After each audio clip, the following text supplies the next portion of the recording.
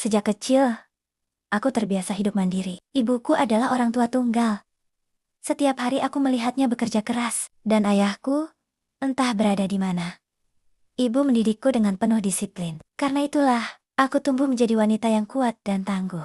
Aku punya standar yang tinggi tentang lelaki, bukan karena sosok ayah, tapi karena sosok ibu yang hampir sempurna. Ibuku adalah poros hidupku. Beliau adalah panutanku. Aku tumbuh dengan meneladani sikap dan prinsipnya. Mendapatkan lelaki yang baik itu seperti menang undian. Sangat langka dan tergantung keberuntungan. Jadi jangan habiskan waktumu untuk mencari laki-laki. Jadilah wanita yang pintar, lalu bekerja keraslah, sampai kamu bisa memenuhi kebutuhan dan keinginanmu sendiri. Begitu kata ibu. Di saat teman-temanku bermain, aku belajar. Di saat teman-temanku bersenang-senang, aku bekerja. Sekarang aku telah berhasil membangun bisnisku sendiri. Tentu dalam perjalanan ada beberapa lelaki yang mendekatiku. Tapi aku berhasil mengabaikan mereka karena prinsipku. Jatuh cinta pun hanya kupendam. Karena rasa itu terlarang. Sampai seorang pria berhasil masuk ke dalam hidupku. Awalnya dia datang sebagai teman. Mendekatiku perlahan, hingga tanpa sadar telah masuk ke dalam hidupku. Namanya Bara. Awalnya, kami berhubungan secara profesional sebagai partner bisnis. Tepatnya, dia adalah supplier tetap untuk usahaku. Kami berkomunikasi secara intens untuk urusan pekerjaan.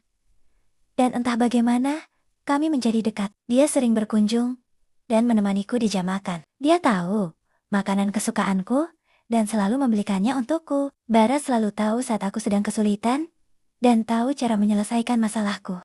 Bara adalah sosok lelaki ideal yang melengkapiku. Tapi entah, aku masih enggan membuka hati, meski dia sudah terang-terangan memintaku. Dia bahkan bilang siap menikahiku. Padahal pernikahan tak ada dalam agendaku. Sampai kemudian, tiba-tiba Bara pergi entah kemana. Usahaku baik-baik saja. Sebab bahan baku tetap tersedia, meski bukan Bara yang mengurusnya lagi. Tapi kenapa aku merasa tidak baik-baik saja? Aku merasa kosong, dan hidupku mulai kacau.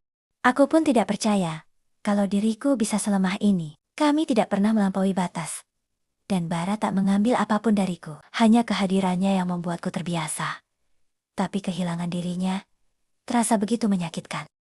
Dalam segala kekacauan hidupku, akhirnya aku putuskan untuk mencarinya. Aku pergi ke kantornya. Dan betapa terkejutnya aku melihatnya duduk santai di kursinya. Melakukan pekerjaan seolah tidak terjadi apa-apa. Padahal, aku sudah hampir gila. Aku tidak pergi ke mana-mana. Aku hanya menunggumu sadar dan mencariku. Dan akhirnya kamu datang. Jadi, apa kamu masih ragu? Ayo kita coba dulu.